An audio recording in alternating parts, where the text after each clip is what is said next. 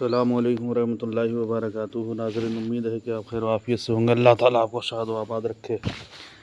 حضرت عزیر علیہ السلام اور خدا کی قدرت کے کرشمے بنی اسرائیل جب خدا کی نافرمانی میں حد سے زیادہ بڑھ گئے تو خدا نے ان پر ایک ظالم بادشاہ کو مسلط کر دیا، جس نے بنی اسرائیل کو قتل کیا، گرفتار کیا اور تباہ کیا اور بیت المقدس کو برباد و ویران کر ڈالا۔ حضرت عزیر علیہ السلام ایک دن شہر میں تشریف لائے تو آپ نے شہر کی ویرانی و بربادی کو دیکھا۔ تمام شہر میں پھرے، کسی شخص کو وہاں نہ پایا۔ شہر کی تمام عمارتوں کو ٹوٹا ہوا دیکھا۔ یہ منظر دیکھ کر آپ نے براہ تعجب فرمایا، اللہ اس شہر کی موت کے بعد پھر اسے کیسے زندہ فرمائے گا؟ آپ ایک دراز گوشت پر سوار تھے اور آپ کے پاس ایک برتن کھجور اور ایک پیالہ انگور کے رس کا تھا۔ آپ نے اپنے دراز گوشت کو ایک درخت سے باندھا اور اس درخت کے نیچے آپ سو گئے۔ جب سوئے تو خدا نے اسی حالت میں آپ کی روح قبض کر لی اور گدھا بھی مر گیا۔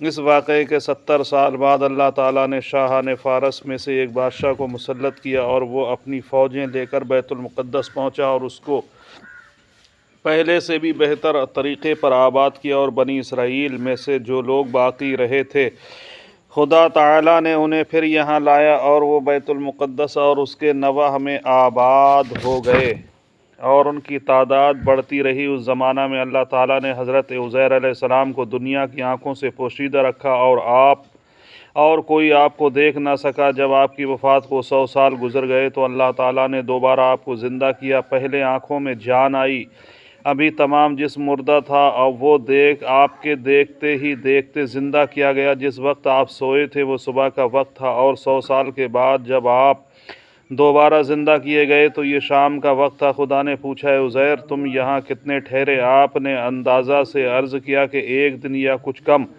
آپ کا خیال یہ ہوا کہ یہ اسی دن کی شام ہے جس کی صبح کو سوئے تھے۔ خدا نے فرمایا، بلکہ تم تو 100 برس ٹھہرے ہو۔ اپنے کھانے اور پانی اور کھجور اور انگور کے رس کو دیکھیے کہ ویسا ہی ہے، اس میں بو تک نہیں آئی، اور اپنے گدھے کو بھی ذرا دیکھیے۔ آپ نے دیکھا تو وہ مرا ہوا اور گل چکا تھا، اعضاء اس کے بکھرے ہوئے اور ہڈیاں سفید چمک رہی تھیں۔ آپ کی نگاہ کے سامنے اللہ نے اس گدھے کو بھی زندہ فرمایا۔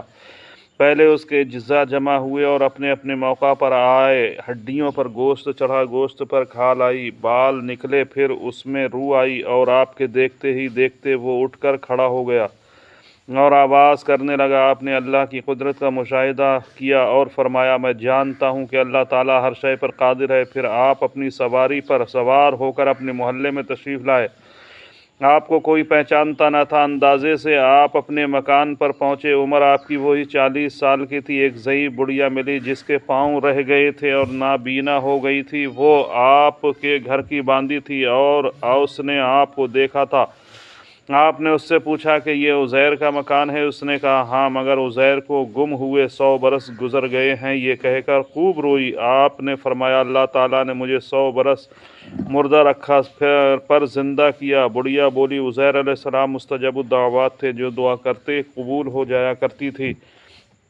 آپ اگر عزیر ہیں تو دعا کیجیے کہ میں بینا ہو جاؤں تاکہ میں اپنی آنکھوں سے آپ کو دیکھ سکوں۔ آپ نے دعا کی تو وہ بینا ہو گئی۔ پھر آپ نے اس کا ہاتھ پکڑ کر فرمایا، خدا کے حکم سے اٹھ۔ یہ فرماتے ہی اس کے مارے ہوئے پاؤں بھی درست ہو گئے۔ اس نے آپ کو دیکھ کر پہچانا اور کہا کہ میں گواہی دیتی ہوں کہ آپ بے شک عزیر ہی ہیں۔ پھر وہ آپ کو محلے میں لے گئی۔ وہاں ایک مجلس میں آپ کے فرزند تھے جن کی عمر 118 سال کی ہو چکی تھی، اور آپ کے پوتے بھی تھے جو بوڑھے ہو چکے تھے۔ بڑھیا نے مجلس میں پکارا، یہ حضرت عزیر تشریف لائے ہیں۔ اہل مجلس نے اس بات کو جھٹلایا۔ اس نے کہا، مجھے دیکھو، میں آپ کی دعا سے بالکل تندرست اور بینا ہو گئی ہوں۔ لوگ اٹھے اور آپ کے پاس آئے۔ آپ کے فرزند نے کہا، میرے والد صاحب کے شانوں کے درمیان سیاہ بالوں کا ایک ہلال تھا جس میں مبارک کھول کے دیکھا گیا تو وہ موجود تھا۔ ناظرین، اسی طرح کے ویڈیو پانے کے لیے چینل کو سبسکرائب کریں۔